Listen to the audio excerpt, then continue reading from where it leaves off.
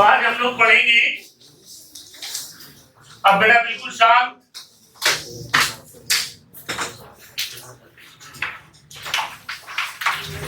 Magnetism.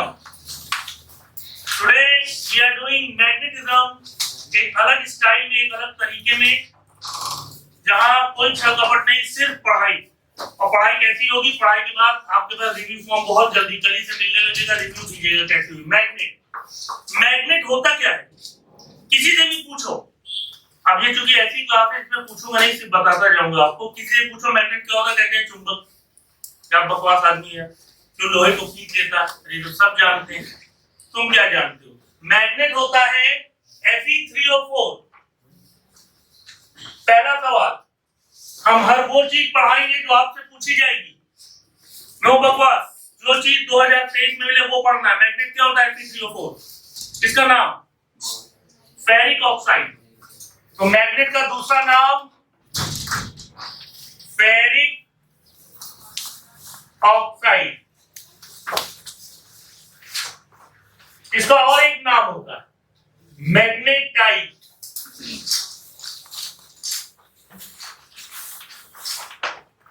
और उसी के शॉर्ट फॉर्म से इसे कहा गया मैग्नेट।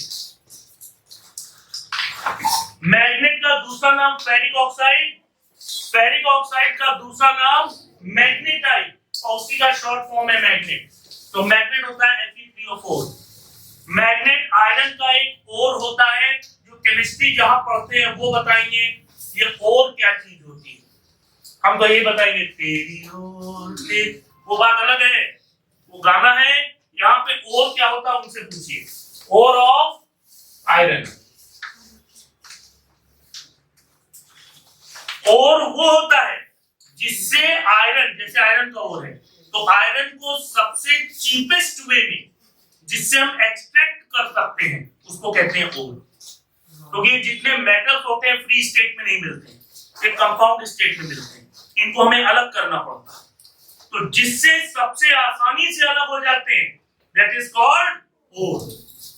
एक्सट्रैक्शन मेटलर्जी चैप्टर में पढ़ाया जाता है। सर क्लास में ना मैनेज कर लिया,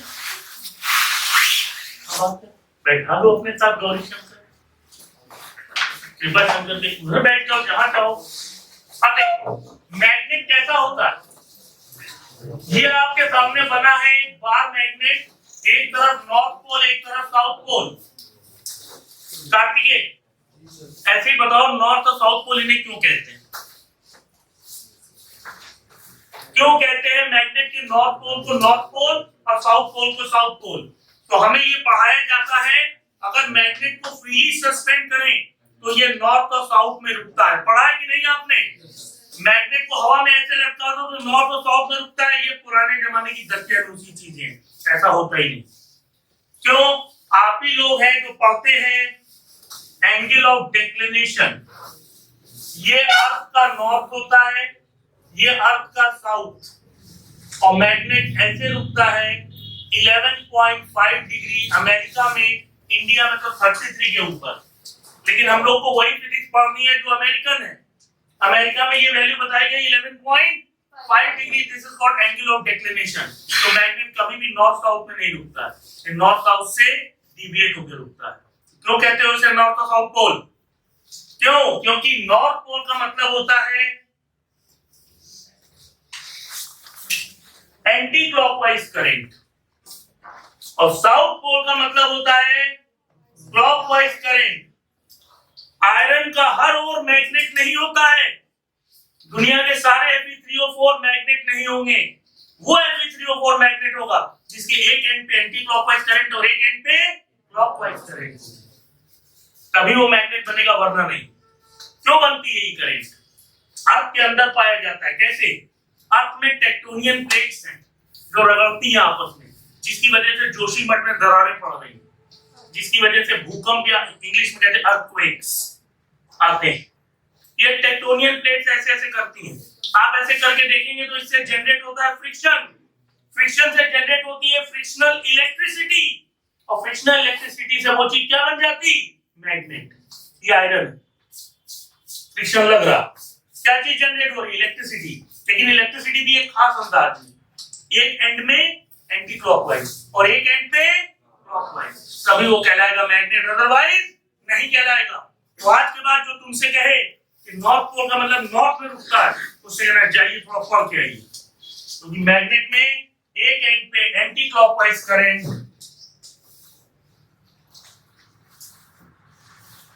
और एक एंड पे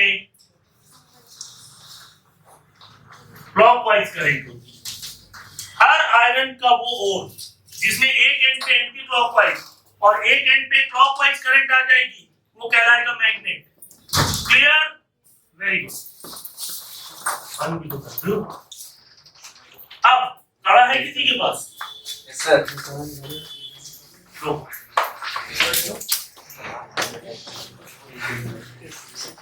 ध्यान से देखोगे, फिजिक्स रटने से नहीं आती, रटने की ये टेंडेंसी छोड़ दो, वरना ऐसे ही भटकते रहोगे। ये कड़ा है, इसको कहते हैं शू मैग्नेट। अगर ये आयरन का होता, ये देखिए, ये है बार मैग्नेट और ये है शू मैग्नेट। अब देखिएगा इधर ऐसे करंट बह रही है, ये कौन सी डायरेक्शन है? घड़ी की उल्टी दिशा, एंटी क्लॉकवाइज। तो कौन सा पोल? North pole. ठीक, साउथ पोल कहां? इधर से ये साउथ पोल है। तो कभी भी नॉर्थ और साउथ पोल को अलग नहीं कर सकते। अगर नॉर्थ पोल होगा तो साउथ पोल जरूर होगा। अब शू मैग्नेट में एक ही डायरेक्शन में करंट होती है, बार मैग्नेट में दो डायरेक्शन में। सवाल बन सकता? बिल्कुल बन सकता। लोग ये समझेंगे जहां दो डायरेक्शन में करंट होती वही मैग्नेट, नहीं। जहां दो डायरेक्शन में करंट होती वो बार मैग्नेट, और जहां सिंगल डायरेक्शन में करंट होती वो शू मैग्नेट। पर दोनों में ही नॉर्थ पोल और साउथ पोल दोनों बनते हैं। आपके उधर से देखने पे ये नॉर्थ पोल और इधर से देखने पे वो साउथ पोल। तो अगर इसमें करंट ऐसी जा रही है तो इधर से देखेंगे तो नॉर्थ पोल और उधर से देखेंगे तो साउथ पोल, और ये बन गया एक शू मैग्नेट। क्लियर? मैग्नेट क्या होता है, मैग्नेट का फॉर्मूला क्या होता है? मैग्नेट करंट की वजह से बनता है। तो जिस चीज में करंट होगी वो मैग्नेटिक प्रॉपर्टी होगी उसके अंदर। तो मैंने नोट्स में दिया है, उस बच्चे ने लिखा है current is responsible for magnetic property.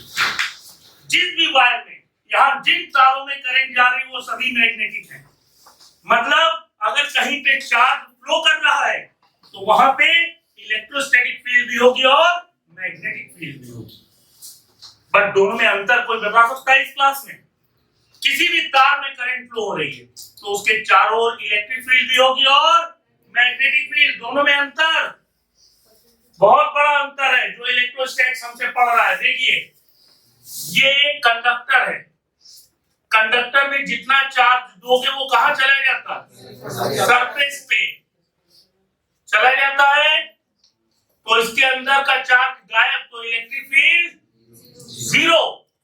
पर मैग्नेटिक फील्ड कभी जीरो नहीं होती है। इसलिए जब ग्राफ आएगा और ऐसा ग्राफ होगा तो ये मैग्नेटिक फील्ड का, और ऐसा ग्राफ होगा तो ये इलेक्ट्रिक फील्ड का। आपके नोट्स में ये भी बना है, आगे कहीं मिल जाएगा। मैग्नेटिक फील्ड सबके अंदर रहती है, कंडक्टर के अंदर, कंडक्टर के बाहर, हर जगह इलेक्ट्रिक फील्ड जीरो हो जाती है। अगर चार्ज नहीं होगा तो वहां इलेक्ट्रिक फील्ड नहीं होगी, लेकिन चार्ज नहीं होगा तब भी वहां पे कौन सी फील्ड होगी? Magnetic field. इस दुनिया का सबसे स्ट्रॉन्ग फोर्स होता है न्यूक्लियर फोर्स, लेकिन वो न्यूक्लियस के अंदर लगता है। 10⁻⁻15 मीटर रेडियस होती है न्यूक्लियस की, उसके अंदर, तो उसका कोई यूज नहीं।